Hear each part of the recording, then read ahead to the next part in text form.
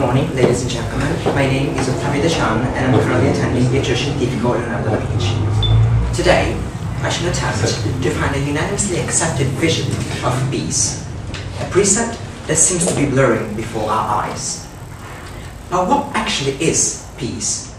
A concept which mankind has always desperately tried to cling to. Perhaps the most advocated cause in human society.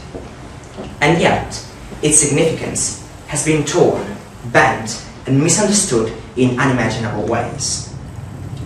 What if we try to localize peace somewhere in the world? Many of us may be thinking of Switzerland. I definitely am. Nothing wrong really goes on there. But I wonder if a country like Botswana or Vietnam sprang to someone's mind.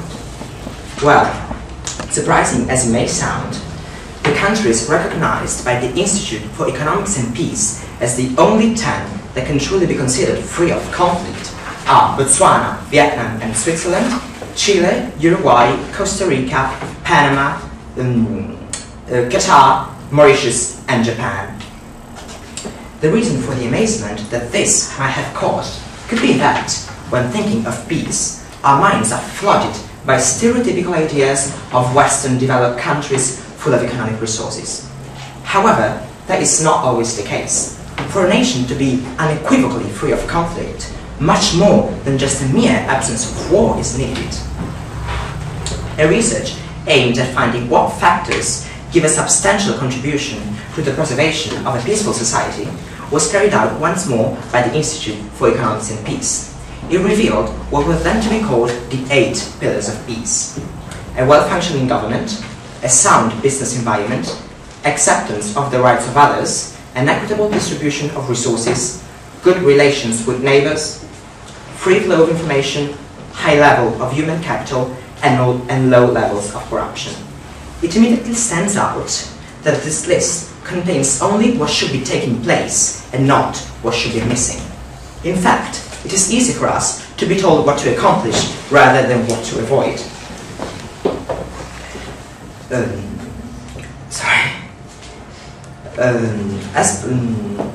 As President Eisenhower once said, peace cannot be kept by force. It has to be achieved by understanding.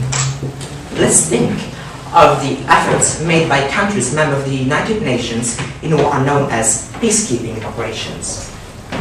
Although the noble intents of these missions cannot be denied, they always spark fierce criticism coming from various sides.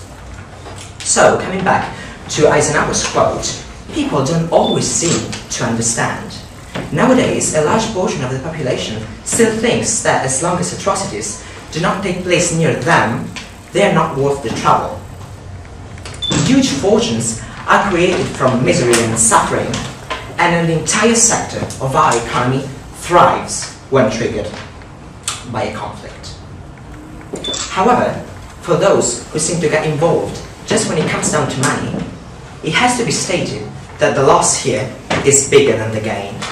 In 2015, violence cost the world almost 14% of its GDP.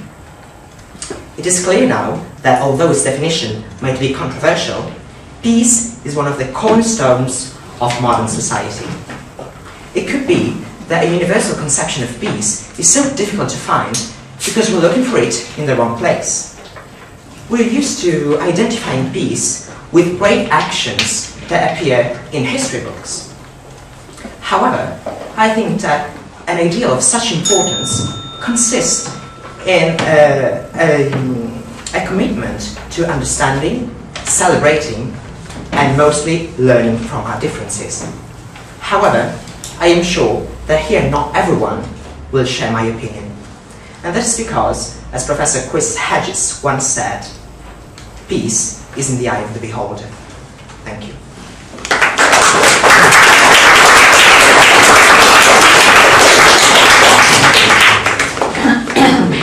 Questions from the audience? Go ahead. So in your speech you defined the word peace, but I'm curious to know how would you define the word war?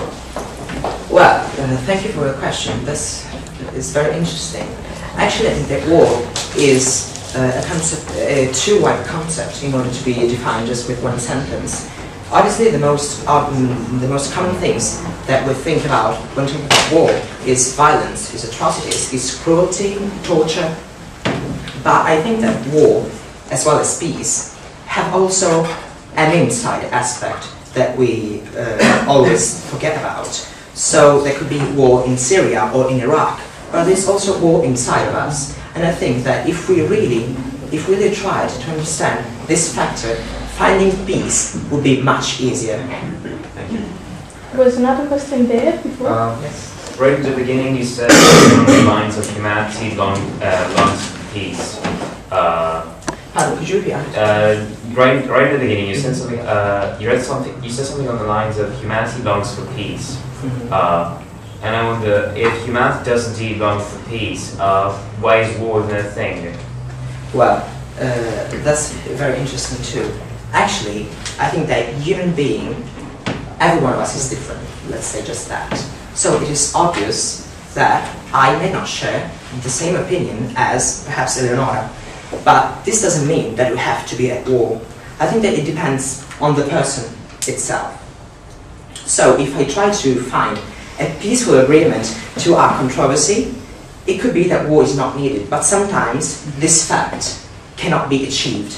Maybe because of stubbornness, maybe because of ignorance, most of the times I think. But however, I think that as human beings, war unfortunately has to play a role in our lives. Thank you. There was another question there, right? Yes. You have listed countries that are in peace now. Yeah. How do you think they are in peace? Which is the secret? That is the same question that I asked myself when I read that. This list contains the countries that can be considered free of conflict. So we have to consider that even though Italy can be considered a country at peace, in a state of peace, actually we are fighting, we have military troops deployed abroad, and we actually have many criminal organizations that are trying to threaten, jeopardize our own government. In the countries that I previously cited though, none of this seems to happen, but don't get me wrong, it doesn't mean that those countries are perfect. It just means that in these countries there are no conflicts.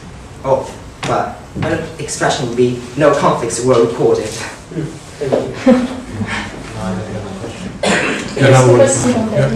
So the only thing we can say about those countries is that they are not something. I mean, can we give a definition of their state of peace like they are something? Exactly, that was the point of my speech. This list is so maybe surprising because it defines peace as an absence of something, an absence of war, as the title of the speech was. But actually, I don't agree with this. So I think that we have to find a definition of peace that is putting something into practice. And I think that not everyone will have the same opinion, of course. But I think that we cannot stand still in front of absence of conflict as the only meaning of peace, because it is too reductive for such a huge concept, such an important concept for our lives. Thank you. You're welcome. Well, thank you very much. Thank you.